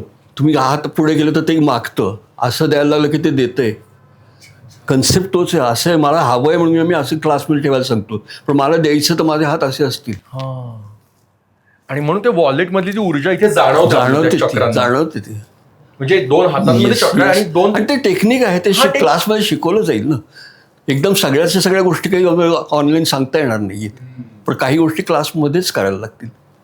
म्हणजे आपल्या सर्वसामान्य लोकांना आम्हाला काय माहित होतं की चक्र फक्त 7 चक्र आहेत, पण प्राणिक हिलिंग नंतर कळलं की आणखी अनेक चक्र आहेत. अनेक अनेक चक्र आहेत. पायांमध्ये तळपायांमध्ये चक्र. तुम्ही नुसते 7 चक्र घेऊन बसला, 7 ने अनेक चक्र आहेत. लहान लहान चक्र असतात सगळीकडे. तुमच्या बिल्डिंग किती झाल्यात आता इथे बघा बरं, पुण्यामध्ये किती बिल्डिंग आहेत. प्रत्येक बिल्डिंगच्या बाहेर एक एक ट्रान्सफॉर्मर आहे की नाही. ते ट्रान्सफॉर्मर म्हणजे चक्रच असतात. नवीन नवीन जागा असले की नवीन नवीन ट्रान्सफॉर्मर येतात. ऊर्जा ऊर्जा द्यायला लागते. प्रत्येकाला इलेक्ट्रिक सप्लाय लागतो. तर ट्रान्सफॉर्मर जसे चक्र आहेत, तुमच्या शरीरात पण चक्र आहेत. ती लहान लहान आहेत म्हणून फारसे लक्ष नाही येतात. मेजर चक्र जी आहे ती 7 असतात, पण त्याला देखील प्राणिक हिलिंगमध्ये वाटतं की 7 नाही 11वर लक्ष ठेवा. उधार पैशांचा तुम्ही मगाशी टॉपिक काढला. हा हो. प्रॉब्लेम्स जगात आहे सगळीकडे बरेचदा की पैसे आपण दिले असतं कोणाला तरी हो, विश्वासाने, पण ते येत नाहीत. Yes, हा पण एक yes. ट्रॉमा आहे किंवा Yes, त्यासाठी yes. काय केलं? बेसिकली एक लक्षात घ्या, ज्यावेळेला तुम्ही उधार पैसे देता, मास्टर म्हणतात की एखाद्याला आपल्याला पाठ सोडून घ्यायची असेल ना, त्याला उधार देऊन टाकावी, तो परत आयुष्यात येतच नाही. पण that is a lighter note. पण आपले गेलेले पैसे आपल्याला जो त्रास दिलेला असतो ना, की आपण दिले त्यावेळेला माणसाला आणि नंतर ते एक रकमी येत नाहीत किंवा अजिबात येत पण नाहीत, असं ज्या ज्या वेळेला होतं त्यावेळेला सर्वसाधारणपणे माणूस विचार करतो की माझ्या कष्टाचे पैसे तू बुडवलेस, तुझं चांगलं होणार नाही. आणि असं म्हटल्यानंतर त्याचं आणि काही ना काहीतरी वेगळं जाईल. तर मास्टर म्हणतात की अशा वेळेला तुम्ही फक्त 2 गोष्टी करा. कारण तो पैसे का देत नाही तर 2च कारणं असतात. एक, त्याच्याकडे पैसे नाही आहेत किंवा त्याला द्यावेसे वाटत नाही आहेत. 2च कारणं असतात. जर त्याच्याकडे पैसे नसतील आणि तुम्ही म्हणलात की तुझे पैसे बुडतील, तर त्याच्याकडे पैसे कधीच येणार नाहीत. तेव्हा तो तुझे पैसे बुडलेच समजा. त्यामुळे मी काय करत असतो की अशा लोकांना मी आशीर्वाद देतो की तुम्हाला समृद्धी मिळू देत. तुमचे पैसे नाही आहेत ना तुमच्याकडे समृद्धी येऊ दे. मी तुमच्याकडे हा जो आत्ता पैसे नाही आहेत तो एक निघून जाईल. आणि दुसरं, पैसे आल्यानंतर माझे पैसे परत देण्याची तुला बुद्धी पण होऊ देत. हे 2 ब्लेसिंग्स मी नक्की देतो. आणि हे 2 ब्लेसिंग दिला मला शांत वाटतं. त्याला काय वाटायचं ते वाटू दे, पण मला शांत वाटतं की मी ठीक आहे, त्याला असतील पैसे तो देईल, नसतील तर नाही देणार. आणि जर नाही आले तर माझे नव्हते म्हणून मी विचार करतो. मग काहीतरी कर्म असू शकतं. दुसरं एक लक्षात ठेवा की तुमच्या पैशातनं एक थोडासा भाग चांगल्या कामासाठी जायला लागतो, आवश्यक असतो. आणि तो जर नाही गेला तर तो असा मार्ग काढून जातो. कधी कधी होऊ शकतं. हे करून पहा. चांगल्या कामासाठी द्यायला बघा आणि चांगल्या कामासाठी देताना म्हणा की याचं फळ मला मिळू देत. आपण मागच्या वेळेला जसं केलं होतं तसं ते त्यावेळेला तुम्ही मागितलं तर मिळतं, नाही मागितलं तर मिळत नाही. हो, मागितल्यावरच मागितलं तरच मिळतं, मागितलं नाही तर मिळणार नाही. शेतकरी ठरवतो मला यंदा पीक काढायचं आहे, तर तो काही ना काहीतरी ठरवतो. तो असं म्हणत नाही की सगळ्या जगाचं कल्याण कर, तो म्हणतो की माझं कल्याण कर आधी. ट्रकच्या मागेही लिहितात भगवान सबका भला करे, सुरुवात मुझसे करे. हा, प्रत्येक जण स्वतःबद्दल आधी विचार करतो, बाकी सगळ्यांचं भलं होऊ देत पण आधी माझं भलं कर. आणि प्रत्येक जण सेल्फ एस्टीम म्हणतो, स्वार्थी म्हणू नका याला, सेल्फ सेंटर्ड आहे. प्रत्येकाचं आयुष्य सेल्फ सेंटर्ड असतं आणि तो स्वतःचा विचार करणार. स्वतःचं झाल्यानंतर तो शेजाऱ्याचा विचार करेल. पाण्याखाली बुडत असेल तर तो कशाला विचार करतोय, तो आपलं पटकन कोणाच्याही डोक्यावर पाय ठेवून उभा राहील ना. आपण सर्वच एकनाथ महाराज नाही होऊ शकत ना की दुसऱ्याचा पोट बरं. एवढे संत नाही जन्माला आपण येते नॉर्मलच कळलं. आयुष्य आम्ही जगायचं. साधी लोक होतो. हो, बेसिकली काय आजारी लोकांना आपण औषधं डॉक्टर्स सांगतात काही ना काहीतरी, दिवसांना 3दा घ्या 4दा घ्या, असं दरवेळी प्रिस्क्रिप्शन दिलं जातं. प्रिस्क्रिप्शन दिलं की तुम्ही केमिस्टकडनं औषधं आणता आणि घ्यायला लागतं. तर एक लक्षात घ्या, तुमच्याकडे जी औषधं येतात त्याच्यामध्ये एक उपचाराची शक्ती असते. ती उपचाराची शक्ती वाढवता येते आणि ती वाढवायची टेक्निक प्राणिक हिलिंगमध्ये आहे. म्हणजे जे औषध आहे जे इनबिल्ट ते औषध आहे, औषध फॅक्टरीतून तयार होऊन आलं, तुमच्याकडे आलं, तुम्ही केमिस्टला पैसे दिले, तुमच्या जवळकडे येऊन बसलं, त्याच्यात तुम्हाला तपास करतो त्याच्यात उपचार शक्ती किती आहे. तुमच्याकडे आहे आत्ता एखादं औषध, ते औषध जे आहे ते आधी आपल्याला स्कॅन करून बघायला लागतं की ह्याच्यामध्ये ऊर्जा किती आहे, उपचाराची ऊर्जा. हां, उपचार शक्ती की जो कोणी पेशंट आहे या पेशंटसाठी याचा कितपत उपचार होणार आहे, उपचार शक्ती कितपत आहे, तर ते हाताला जाणवेल. अच्छा अच्छा. हां, आणि नंतर त्याला ॲक्च्युली चार्ज करता येतं. You can energize the objects, आणि एनर्जायझिंग करून त्याच्यातली उपचारशक्ती वाढवली तर त्याला त्याचा फायदा होऊ शकेल. माझ्याजवळ जर औषध दाखवू का? हो हो, चालेल, डेफिनेटली. हे B12चं औषध आहे. ओके आणि ओके, आत्ताच समोर धरा आणि फक्त त्याला स्कॅन करून बघा उपचार शक्ती किती आहे त्याच्यात. वरपासून खालपर्यंत यात कुठं जाणवते दिसत हातांमध्ये इथे जाणवत आहे. इथपर्यंत आहे तेवढी एनर्जी. ओके, आता हातात धरून ठेवा आणि फक्त मनातले मनात डोळे बंद करा. आपलं श्रद्धास्थान आठवा. जिथं आपली श्रद्धा आहे ती श्रद्धास्थान आठवा आणि त्या श्रद्धास्थानाला सांगायचं की तुमची ऊर्जा जी आहे ती याच्यामध्ये मला भरभरून द्या, ज्यामुळे मला बरं वाटेल. तुम्ही मला तुमचीच ऊर्जा जी काही शक्य आहे ती माझ्या उपचारासाठी द्या, त्यामुळे मला खूप छान वाटणार आहे आणि तुम्ही ही ऊर्जा दिल्याबद्दल तुमचे आभार. आता स्कॅन करा त्याला.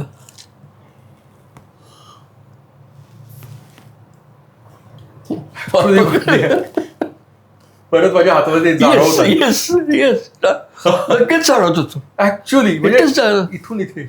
त्यामुळे मास्टर म्हणतात की तुम्ही कुठलंही ऑब्जेक्ट तुम्हाला एनर्जाइज करता येतं. ही औषधं झाली, ऑइंटमेंट्स पण करता येतं, मलम असतं त्याला करता येतं, हॉस्पिटलमधले जे कॉटन असतं किंवा जे इन्स्ट्रुमेंट असतात त्यांना एनर्जाइज करू शकतो आपण, किंवा एखादा आपण दिवाळीमध्ये आपण उठणं लावतो, तेल लावतो. These are energize things. तुम्ही शरीराला लावता तर ॲक्च्युली एनर्जाइज झालेले असतात ते. अच्छा. तुम्ही अन्नाला एनर्जाइज करू शकता. तुम्ही जेवताना चित्रावती घालता की नाही? चित्रावती घालता म्हणजे काय? You एनर्जायझिंग the food. पाण्याला एनर्जाइज करू शकता. मेडिटेशनच्या वेळेला करता तेव्हा पाणी समोर ठेवा, त्याच्याकडे एनर्जी डायरेक्ट करा, बघा त्याच्या औषधी ऊर्जा होती की नाही. मास्टरने खूप सांगून ठेवलेलं, तुम्ही वापरा. पाण्यामध्ये मेमरी असते हे ऐकलं. पाण्यामध्ये मेमरी असते, पाण्यामध्ये ऊर्जा पण असते आणि इट्स अ ग्रेट हिलर. पाणी. हो, आणि त्याला पाणी हे जीवन पण आहे. ते तर आहेच. आणि पाण्याला प्राणिक हिलिंगने आपण चार्ज करू शकतो. चार्ज करू शकतो आपण. अच्छा. ट्विन हार्ट मेडिटेशन करताना समोर एक बाटली ठेवून द्या पाण्याची आणि मेडिटेशन झालं की त्याला ब्लेस द्या फक्त. ट्विन हार्ट मेडिटेशनची खासियत आहे प्राणिक हो हिलिंगची. हो, ते ट्विन हार्ट मेडिटेशन करा आणि मेडिटेशन झालं की त्या पाण्याला चार्ज करा आणि बघा कसं होतं. तुम्हाला कधीही जर दाटलं आजारपण कुठलं, एखाद चमचा घेऊन पाहतो, you will feel very good. चव बदलते म्हणजे. चव बदलते त्याची. एस्पेशली जर फुलमून असेल, वैशाख पौर्णिमा असेल, काही काही ठराविक पौर्णिमा असतात त्या दिवशी जास्त येतं, खूप जास्त एनर्जी असते त्या दिवशी. ओके. करून पहा, या गोष्टी आहेत. तर या B12ची जी मला कमतरता आहे डॉक्टरनी सांगितलंय, तर आता मी घेऊन मला फायदा झाला पाहिजे. आता नक्की होणार आहे तो. अच्छा. फक्त तो एनर्जी आपण दिलेली आहे त्याला स्थिर राहा म्हणून फक्त एक आदेश द्या. अच्छा, काय म्हणू त्याला? त्याला फक्त म्हणा स्थिर राहा. स्थिर जी राहा. एनर्जी आहे त्याला म्हणा स्थिर राहा. जे स्टॅबिलाइज. बस बस, स्थिर राहा. नाही तर ती उडून जाईल. लक्ष्मी चंचल असते ना, तशी एनर्जी पण चंचल असते. आणि लक्ष्मी ऊर्जाच असते, एनर्जी असते. हो. ती चंचलच आहे ना, ती निघून जाते. म्हणून तर आम्ही म्हणतो की लक्ष्मी बसलेली पाहिजे. थांब लक्ष्मी कुंकू लावतो. उभी लक्ष्मी नको, ये ग लक्ष्मी बैस माझे बाजे. हे वाक्य आहे ते. याशिवाय सर, आपण ना लहान पूर्वी असं म्हणायचो चष्मा लागणं ही फार कमी, म्हणजे क्वचित गोष्ट नव्हती. मग ती लहान मुलांना पण चष्मा सहज लागू लागला आणि आपण ऍक्सेप्ट केलं की लागतो चष्मा. पण आता लहान मुलांना सुद्धा डिप्रेशन, एन्झायटी हे शब्द त्याच्या तोंडी येतात आहे. नवीन नवीन गोष्टी आहेत आणि लहान मुलांना विचारापेक्षा त्यांच्या आयांना विचारून पहा. त्यांच्या आयांकडनं आम्हाला एक नेहमी येतो की आमचा हा मुलगा लहानपणी खूप हुशार होता, खूप सुंदर होता, खूप छान होता आणि आता बदलत गेला. आणि इतका बदलत गेला की आम्हाला ओळखूच येत नाही आता इतका काय झालेलं आहे. नवीन पिढी जी तयार झालेली आहे ना, त्यांच्या आयांना हे कायम दिसतं. तो माझ्याकडे पेशंट्स येतात, नेहमी सांगतात माझी मुलगा खूप छान होता, खूप चांगला होता, खूप हुशार आहे, खूप चांगले मार्क पडायचे, पण आता त्याला काहीच नाही समजत. आता तो कुठे ना कुठेतरी बरळत बसतो, काही ना काही ते करत बसतो. तर काय करत बसतो? तर बेसिकली ते हेच नवीन आलेलं आहे. स्क्रीन टाईम आहे, स्ट्रेस आहे, रात्री झोप लागत नाही आहे, लक्ष लागत नाही आहे, दुःख आहे सारखं. आणि काय असतं, एक्सरसाइज करायची नाही आहे, खाण्यापिण्याकडे लक्ष द्यायचं नाही आहे, नातेवाईकांकडे लक्ष द्यायचं नाही आहे. झोंबीसारखं आयुष्य चाललेलं आहे. झोंबीसारखं, बरोबर. जगतोय फक्त मागच्या पानावरून पुढे चाललंय, एवढंच चाललेलं आहे. लक्षात ठेवलं पाहिजे, तुम्हाला निरोगी राहायचं असेल ना, तुमचं खाणं पण व्यवस्थित पाहिजे, तुमचं श्वास घेण्याची टेक्निक्स बरोबर असल्या पाहिजे, तुम्हाला एक्सरसाइज करता आले पाहिजेत, तुम्हाला ध्यानधारणा करता आली पाहिजे आणि काही ना काहीतरी योगा करा. का ऍक्टिव्ह राहा. शरीराला ऍक्टिव्हिटी नाहीये, स्क्रीन टाईममुळे काहीच राहत नाहीये. स्वस्त डोपामिन, तात्पुरतं डोपामिन सिक्रेट पुढचा आहे. अहो, तो तर पुढचा भाग आहे. ॲडिक्शन हा याच्यावर तर प्रचंड मोठं काम करता येईल, इतकं काम आहे त्याच्यामध्ये. पण ॲडिक्शन झाले, अल्झायमर झाले, ADHD झाली, या सगळ्यांमध्ये प्राणिक हिलिंगचं काम आहे. व्हायलंट बिहेवियर त्याच्यात प्राणिक हिलिंगचं आहे. एन्झायटी आहे, वेगवेगळ्या प्रकारच्या एन्झायटीज आहेत. ग्रीफ आहे, व्हायलंट बिहेवियर आहे, ऑब्सेसिव्ह आणि कंपल्सिव्ह डिसऑर्डर असतो त्याचं एक आहे. कितीतरी याच्यामध्ये कामं आहेत. Personality disorders, bipolar disorders, schizophrenia, सगळ्यामध्ये आम्हाला काम करता येतं. आणि सगळ्यामध्ये आमचे प्रोटोकॉल्स आहेत. तुम्ही ते फक्त प्रोटोकॉल वापरा आणि तुमचं टेक्निक चालू ठेवा. सायकोथेरपिस्ट असतील, he will get fantastic results. नाही आलं तर मला सांगा फक्त, मी तुम्हाला बरोबर करून दाखवीन ते. सायकोलॉजिस्ट, सायकियाट्रिस्ट, काउन्सिलर सगळेजण जे करतात, तुमचं टेक्निक वापरा, जोडीला प्राणिक हिलिंग वापरा, बघा रिझल्ट्स काय येतील. तुम्ही तुमचं करताय चांगलं आणि तुम्ही लक्षात ठेवा, ज्या पद्धतीने तुम्ही काम करताय तुम्ही स्वतःची काळजी पण घेत नाही हल्ली. सायकोलॉजिस्ट असू देत, डॉक्टर्स असू देत, इतकं काम करत बसतात, इतक्या पेशंटचे कामं करतात, पुन्हा त्यांना पण टेन्शन असतं, मल्टिपल सेशन चालतं, कामं होत नाही आहेत आणि समजत नाही काय करायचं. वेकेशन्स नाही आहेत, करायला लागतं. यावरून एक क्लिक होता की सर प्राणिक हिलिंग मध्ये एक दिनचर्या सांगितली असते आपल्याला, तुमचं हो, आयुष्य हो. तुम्ही कसं जगावं. इनफॅक्ट आम्ही म्हणतो की प्राणिक हिलिंग तुमच्या आयुष्यात इंटिग्रेट करा. इंटिग्रेट करा म्हणजे काय की नुसतं तुम्हाला कुठंतरी कोपरा घेऊन प्राणिक हिलिंग नका ठेवू. सकाळी उठला चहा पिताय ना, गच्चीत बसा, सूर्यप्राण आहे तिथे समोर, सूर्यप्राणा. तर सूर्याकडनं एनर्जी मिळते आपोआप तुम्हाला. आंघोळीला जायचे 2 मिनिटं आधी थांबा, विचार करा मी कालच्या दिवसभरात काही चुकीचं काही केलंय का, आठवा फक्त. आंघोळ करताना मिठाचं आहे ते बाथरूममध्ये ठेवलेलं आहे, सॉल्ट बाथ होऊन जातो. बाहेर आलो थोडंसं एक्सरसाइज करा, मेडिटेशन करा, बघा तुमचा दिवस कसा जातोय. इंटिग्रेट करा प्राणिक हिलिंगला. येता जाता कोणी दिसलं प्राणिक हिलिंग वापर करा. You can help. सर्टिफिकेट नुसतं ठेवण्यासाठी नाही आहे, you should be able to understand it. वापर करा. सिद्धी आहे, त्याचं कमाल आहे. यू हॅव टू, तुमच्याकडे कुठल्याही प्रकारची सिद्धी असेल तर तुम्हाला ती जपून ठेवायला लागते. तुम्ही जर त्या जपणं नाही, त्याचा जर आदर नाही केला तर निघून जाईल. वापरा. तुमच्या कामासाठी दिलेलं आहे. मास्टरांनी 20 वर्ष रिसर्च करून दिलेलं आहे आणि इतकं मोठं काम त्याच्यामध्ये केलेलं असताना तुम्हाला फक्त रेडी टू यूज प्रोटोकॉल्स देतोय आम्ही. फार काम देत नाही होत आम्ही.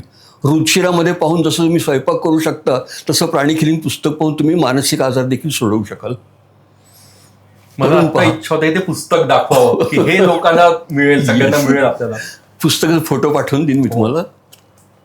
मी विसरलो ऍक्च्युली आणायचं, ते माझ्या डोक्यात होतं आता काही ते सेकंड फर्स्ट असं असतं म्हणून दाखवायला.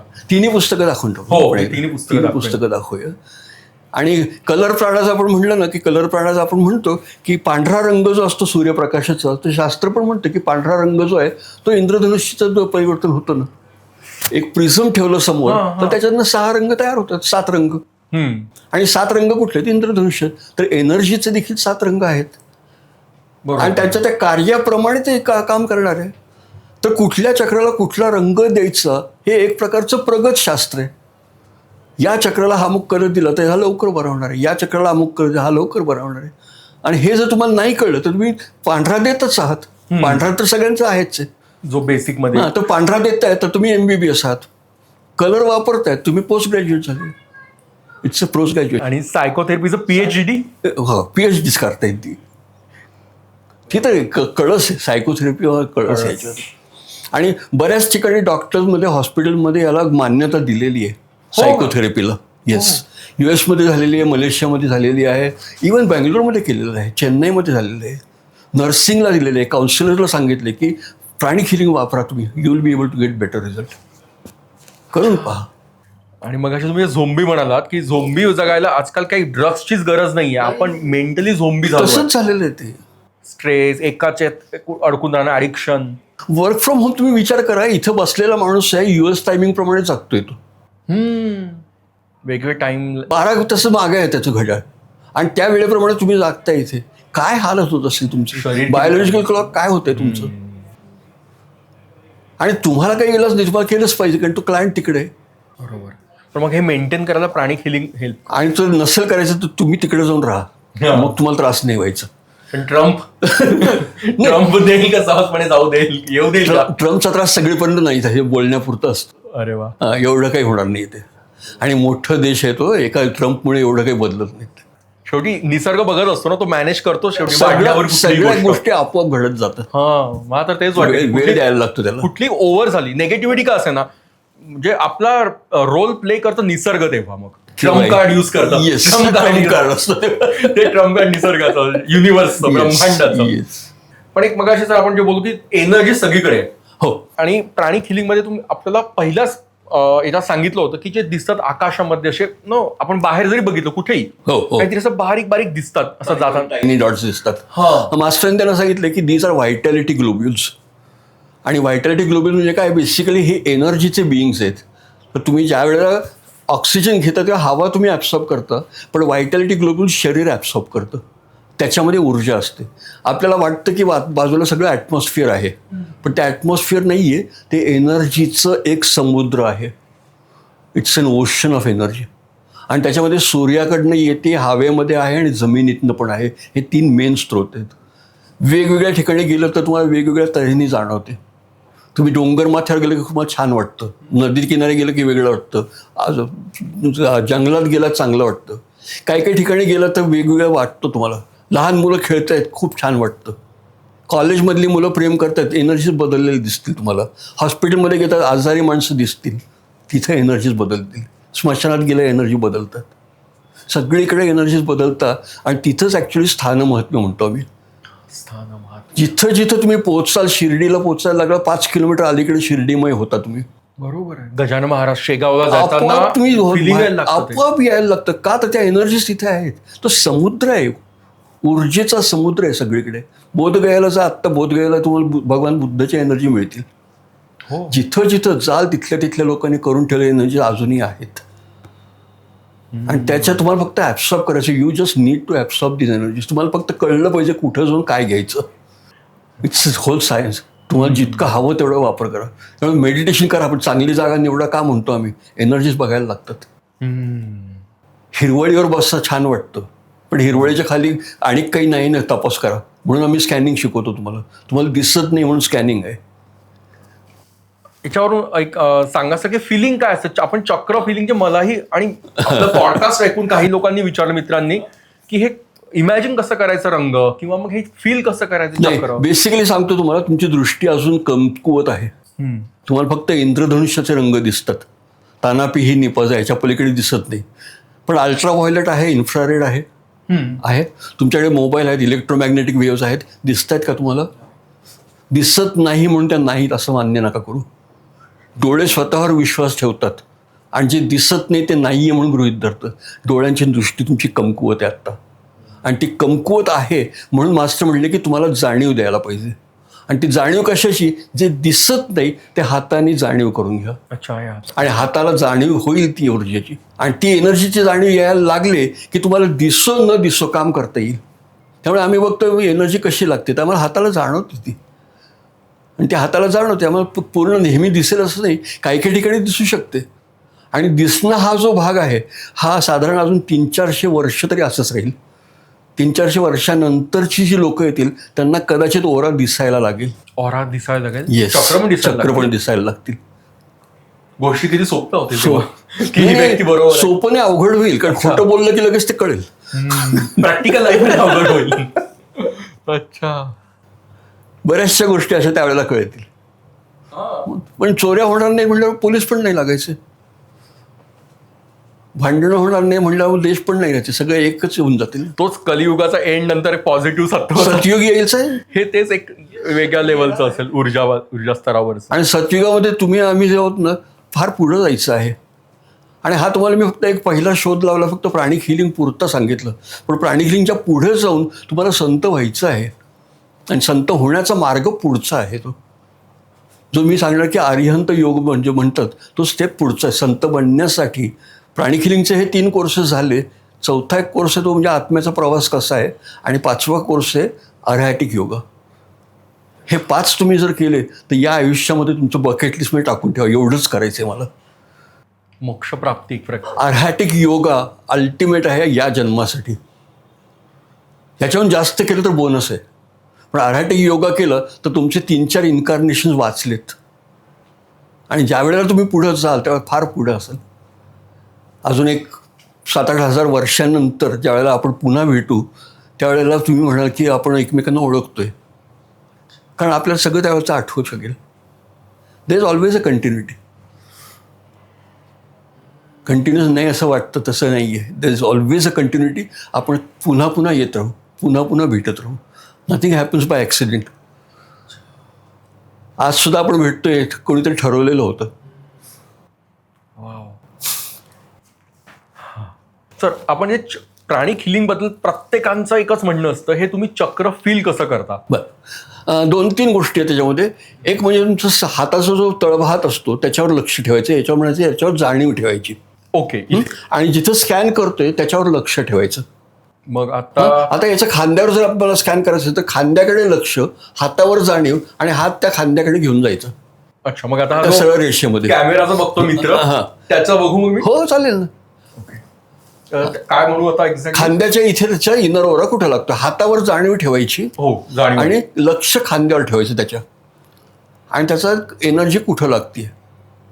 मला इथे जाणवत आहे. आता जाणवलं की त्याला इथे ओरा आला, तो इथे त्याचा ओरा आला इथपर्यंत. हा जिथं ओरा आला तो शरीरापासून किती दूर होता? साधारण बऱ्यापैकी दूर. बऱ्यापैकी दूर आहे. आणि चांगला स्ट्रॉंग ओरा. स्ट्रॉंग ओरा आहे आता. अच्छा, अशाच प्रकारे सगळे चक्र बघायचे. सगळे चक्र पण बघायचे. पुन्हा एक एक चक्रावर हात ठेवायचा. दोन्ही भुवयांच्या मध्ये एक आजना चक्र असतं, त्याला कसं लागतंय. असं पूर्ण बॉडी स्कॅन. पूर्ण बॉडी स्कॅन करता येते. चक्राची पोझिशन्स कळू शकते. चक्राचं नुसतं हे कळत नाही, त्याचा ॲक्च्युली व्यास पण काढता येतो, त्याचा स्पीड पण काढता येतो. बऱ्याच गोष्टी अजून काही काही करता येतात. हे मी एक सुरुवात करून देतोय तुम्हाला फक्त. पण तुम्हाला जिज्ञासा असेल तर नक्की पुढं या, कारण याच्यामध्ये खूप काही आहे. शास्त्रच आहे, शास्त्र म्हणूनच पहा याच्याकडे. तुम्ही जे आर्हॅटिक योगा म्हणालात त्याबद्दल खूप जिज्ञासा आहे मला पण. येस, आर्हॅटिक योगामध्ये तुम्ही जे शब्द ऐकले तो आरिहंत, हा जैनिझममधून आलेला सगळ्यात म्हणतो ना आपण सगळ्यात प्युअर असेल तो आरिहंत. बुद्धिझममध्ये त्याला आर्हट म्हणतात, आणि आपल्याकडे परमहंस म्हणतात हिंदुइझममध्ये. तर परमहंस, आर्हट आणि आरिहंत हे एका लेवलचे आहेत. तर हा होण्यासाठी जो मार्ग आहे, आर्हट होण्यासाठीचा मार्ग, तो आर्हॅटिक योगा आहे. म्हणजे तुम्हाला फक्त 2 दिवसात शिकवणार की नेमकं तुम्ही काय काय केलं की तुम्ही त्या मार्गावर जाल, तर त्या मार्गावर एक पाऊल पडेल. आणि तो प्रवास मोठा असेल, कदाचित काही जन्म लागू शकतील, पण सुरुवात केली जाईल. आणि मग टेक्निक्स मास्टरने करून ठेवलेत की अत्यंत सोप्या तऱ्हेने कुंडलिनी जागृत कशी करणे आहे, किंवा ध्यान कसं राहायचं आहे, व्हर्च्यूज काय असतात, तुमचं स्वतःचं प्युरिफिकेशन काय करायचं असतं, पिलर्स काय असतात, हे सगळं मास्टर सांगतील. आणि ते एकदा तुम्हाला लक्षात यायला लागलं की पुन्हा कुकबुक स्टाईल, माझे 5 पिलर आहेत, माझा प्रत्येक पिलर किती स्ट्रॉंग चाललाय बघत राहायचं. Start doing it. प्युरिफिकेशन्स आहेत, मेडिटेशन्स आहे, अभ्यास आहे, सगळे पिलर्स तुम्हाला स्ट्रॉंग करायला लागतील. आणि आर्हॅटिक योगा हे सुरुवात आहे. तुम्हाला वेळ लागणार आहे, प्रवास खूप मोठा आहे.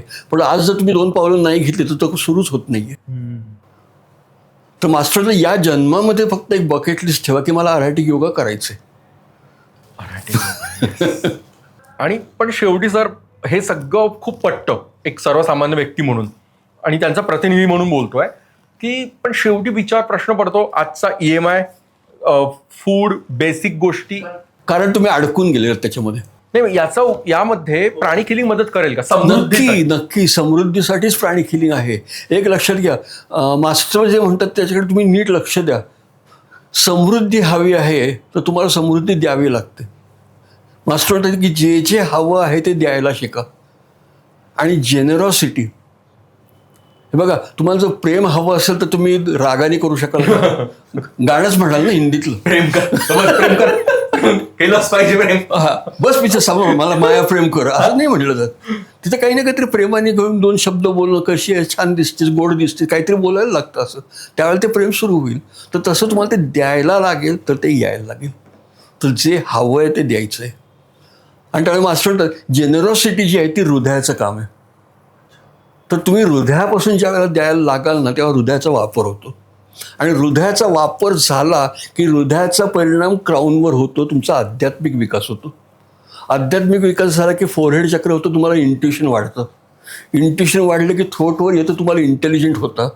आणि याचा परिणाम बेसिकवर जाता, तुम्ही समृद्ध होता. द्यायला शिका. जे जे हवं आहे ते द्यायला शिका. हा एक भाग झाला. आणि दुसरं मगाशी म्हटलं, बिलीफ बदला. जे पैशाचे बिलीफ्स आहेत ते बदला. Principle of abundance. तुमच्याकडे प्रिन्सिपल ऑफ शॉर्टेज असतं नेहमी. आमच्याकडे हे कमी, आमच्याकडे ते कमी, आम्हाला हे मिळत नाही, हे जमत नाही, एवढंच म्हणतं. जे मुबलक आहे ते का नाही बघत तुम्ही?